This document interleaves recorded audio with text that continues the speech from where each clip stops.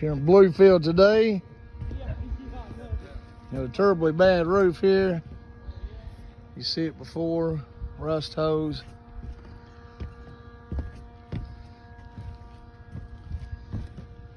It's got 12-inch hose in it in places. See the screws, not even holding.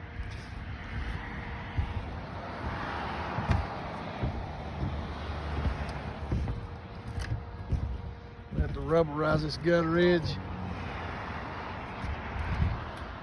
Bullet hole.